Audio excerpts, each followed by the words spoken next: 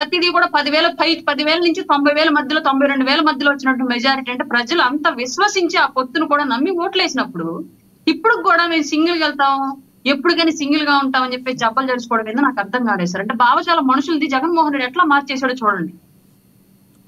ఇవాళ గత 5 ఏళ్లలో వైసీపీ ప్రభుత్వం చేయలేని పని 5 నెలల్లోనే ప్రజల కళ్ళకు కనిపించే విధంగా చేసి చూపిస్తుంది ఇప్పుడు ప్రభుత్వం. తీసుకున్నటువంటి ప్రతి మంత్రిత్వ శాఖకు సంబంధించి ఆ మంత్రి నిరంతరం ఆ శాఖ యొక్క అభివృద్ధి మీద కసరత్తులు చేస్తున్నాడు. ఏ శాఖ తీసుకుంటే ఏ మంత్రి అయినా సరే. కానీ గతంలో ఏ మంత్రిత్వ శాఖ కళ్ళకున్న 3 రంగుల బులుగు కళ్ళజోడు తీస్తే కనిపించింది. మీరు కరెంట్ అయిపోయి మీరు చీకట్లో ఉన్నారు, ముందు మీరు వెలుగులోకి రండి. మీరు చీకట్లో ఉండి మాట్లాడితే మీకు అర్థం కావట్లేదు. వెలుగులోకి రండి ముందు. మేము వెలుగులో ఉన్నా సరే చీకట్లో ఉన్నా సరే రాష్ట్రానికి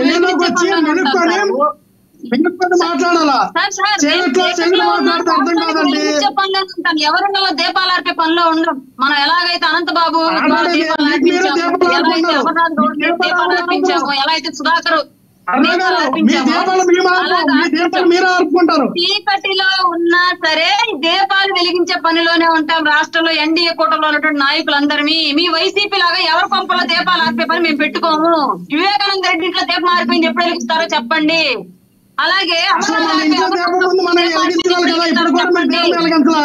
అనంతబాబు చెప్పండి. ఇలా లాట్ ఆఫ్ ఇష్యూస్ మీ ప్రభుత్వ టైంలో చాలా ఏళ్లలో దీపాలు ఆరిపోయాయి, కల్తీ మద్యం దాగి అవన్నీ మనం మాట్లాడకూడదు. ఇప్పుడు అయిపోయింది. 99 రూపాయలు విస్కీ తాగి పవన్ కళ్యాణ్ గారి యొక్క ఫేవరెట్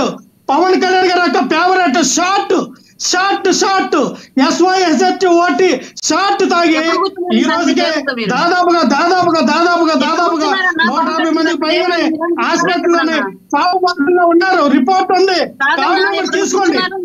పవన్ కళ్యాణ్ గారు పవర్ఫుల్, మీకు అర్థం కావట్లా. స్వయంగా వినండి చేస్తారు. మీకు ఎగ్జాంపుల్ నేను చెప్తా, మీకెవరో వద్ద ఎగ్జాంపుల్ నేను చెప్తా, మీకు ఎగ్జాంపుల్ చెప్తా. స్వయంగా మా బావగారు వారం రోజుల క్రితం ఇదే షార్ట్, ఇదే మీరు ఇచ్చిన ట్రోఫీ కన్నా, ఇదే మీరు ఇచ్చిన 99 రూపాయల మందు వల్ల మొన్న కిందట సోమవారం మా బావగారు స్వయాన మా ఆయన గారు చనిపోయారు. మీరు ఇచ్చినటువంటి ఆ దరిద్రపు మందు తాగే జగన్మోహన్ రెడ్డి గారి మందు తాగే బాగానే ఉన్నారమ్మా. మీ మందు తాగే ఆయన మొన్న శ్రీకాకుళం జెమ్స్ హాస్పిటల్లో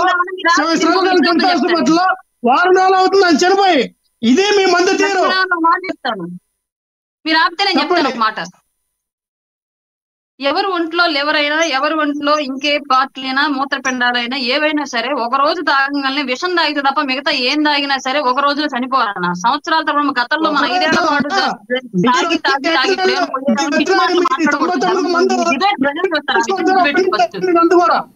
ఈ డిబేట్ ఫస్ట్ ప్రజలు చూస్తారన్న. ఈ విషయం గుర్తుపెట్టుకో. మనం పిచ్చోళ్ళ గానరాబడి వాళ్ళకి మనం మామూలుగా కొంచెం హుందాతనంగానే కనిపించాలి.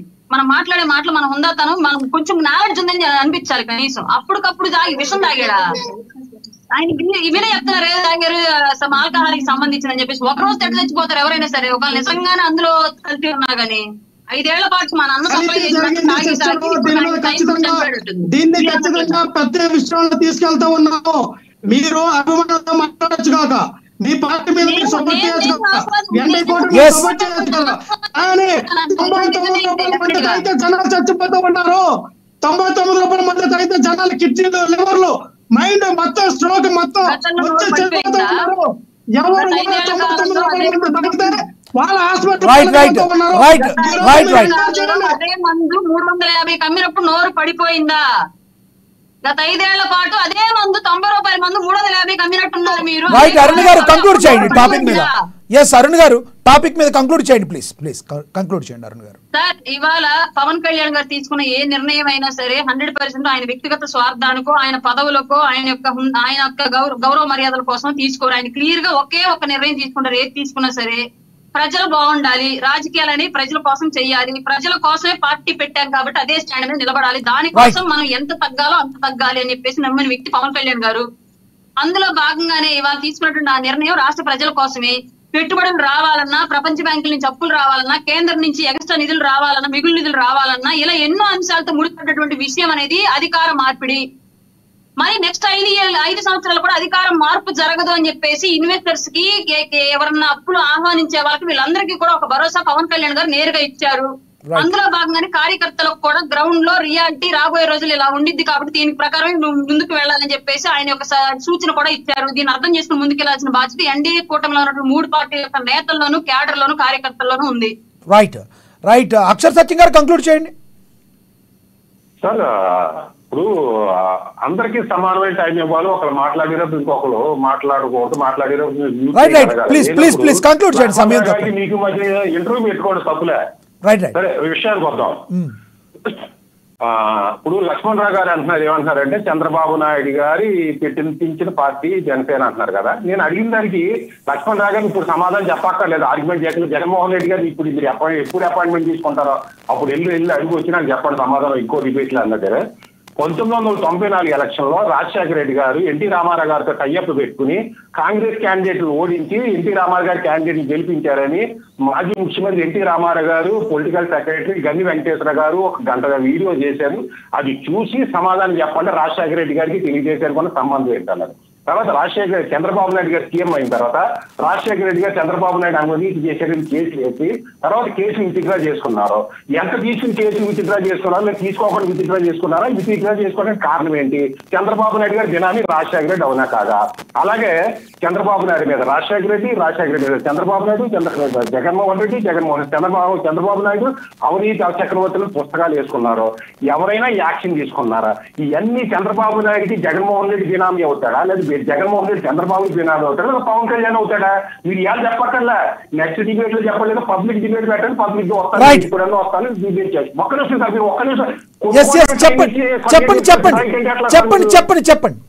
చెప్పండి కంక్లూడ్ చేయండి సార్. కంక్లూడ్ చేయండి, సమయం తక్కువ ఉంది, మీరు కంక్లూడ్ చేయండి. కంక్లూడ్ చేయండి అక్షర్ సత్యం గారు, కంక్లూడ్ చేయండి. మన రేగ లక్ష్మణరావు గారు అపవాదం వేసేస్తున్నారు కదా, మీరు సమాధానం చెప్పండి. మీరు చంద్రబాబు నాయుడు మీద ఏ రోజునైనా యాక్షన్ తీసుకున్నారా? మీరు రాజశేఖర రెడ్డి ఏ రోజునైనా యాక్షన్ తీసుకున్నారా? మీరు పబ్లిక్ లో అసలు మీరు అసెంబ్లీకి వస్తారా? చంద్రబాబు నాయుడు అధికారం ఉంటాయి, జగన్మోహన్ రెడ్డి అసెంబ్లీకి రాడు, జగన్మోహన్ రెడ్డి అధికారం ఉంటాయి, చంద్రబాబు నాయుడు అధికారం రాడు, అసెంబ్లీకి రాడు. మీరు మీడియాలో తీసుకోవడం తప్పించి ఎవరన్నా ఉన్నారా? రెండు దళితులకి అవకాశం అంటున్నారు. ఇది పాలకొండ దళితుడు కదా అండి, గన్నవరం దళితుడు కదా, రాజులు దళితుడు కదా, అది ఏంటంటే రైల్వే కోడూరు దళితుడు కదా, ఇది పోలవరం ఎస్టీ కదా. ఏంటంటే దళితులు అంటే ఏంటండి? వీళ్ళంతా దళితులు కదా. లేదు దళితుల స్థానంలో కాపు ఎంచుకుంటున్నారు అంటున్నారు. మరి ఇదే మాట రాజశేఖర రెడ్డిని అడిగావా లక్ష్మణరావు గారు?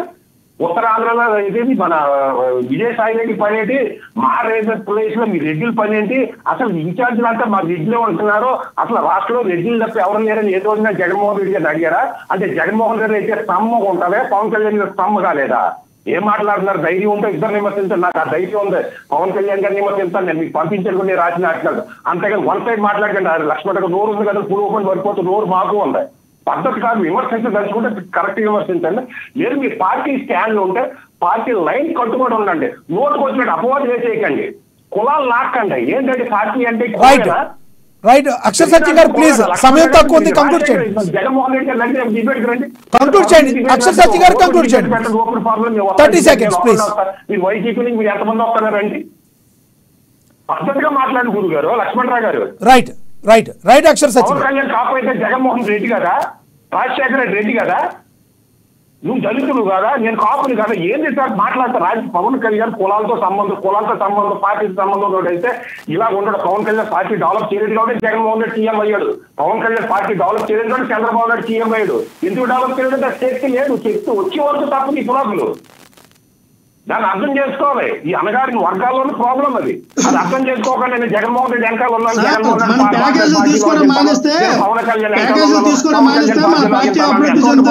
మన పార్టీ ముందుకెళ్తుంది, కాపులకు రాజ్యాధికారం కోసం పాటుపడవచ్చు, ముందుకెళ్ళచ్చు.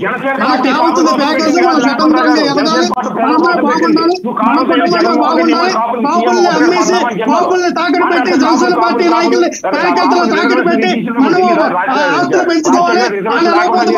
భావజనం ఉన్నప్పుడు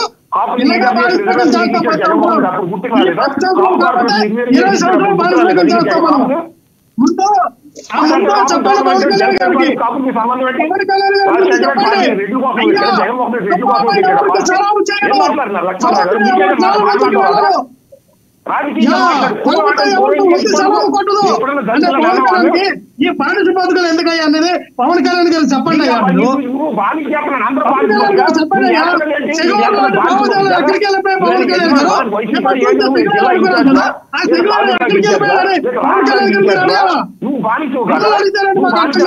అనుకుంటున్నావా? ఏం మాట్లాడుతున్నాను? నీ కోపల గురించి నేను కోపల గురించి అల్లా మీరు అర్థం చేసుకోండి. నేను కోపల గురించి అల్లా బానిసలుగా అలవాటు చేస్తున్నటువంటి పవన్ కళ్యాణ్ మీ పార్టీలో ఉన్నటువంటి నాయకుల్ని కార్యకర్తలు అందరూ కూడా ఎదురించు పోరాడు బానిసపు సంఖ్యలు తప్ప పవన్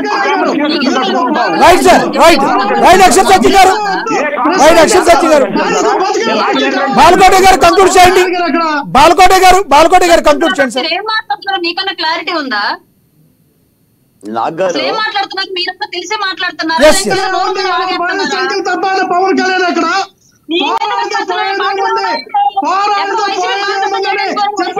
పవన్ కళ్యాణ్ గారు అక్కడ ఈ రోజున పోరాటం వద్దు, ఈ రోజున ప్రశ్నించొద్దు, ఈ రోజున ఏమవద్దు, బానిస బతుకుల వద్దు అని చెప్పినట్టు పవన్ కళ్యాణ్ గారు అక్కడ. వావ్ అంటే మీకు నచ్చినట్టు మీరు కథ రాసుకుంటారు, మీకు నచ్చినట్టుగా మీరు స్క్రిప్ట్ రాసుకుంటారు, మీకు నచ్చినట్టుగా సినిమా డైలాగ్ చెప్తారు, మీకు నచ్చినట్టుగా మీరు ఏ కావాలంటే రకంగా వాసనగా రంగులు మార్చినట్టుగా మార్చుకొని మీ యొక్క ప్రవర్తన, మీ యొక్క మాట తీరు, మీ యొక్క వేష భాష అన్ని కూడా మారిపోతాయంటే దట్ ఈస్ పవన్ కళ్యాణ్.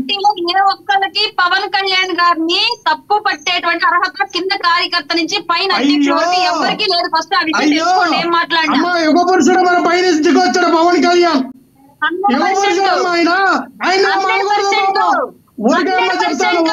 పవన్ కళ్యాణ్ అనే వ్యక్తి ఈ రోజున మీలాంటి వ్యక్తులను వాడుకొని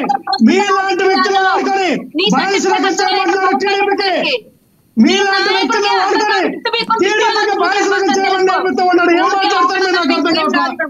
మీరు లోక కళ్యాణ్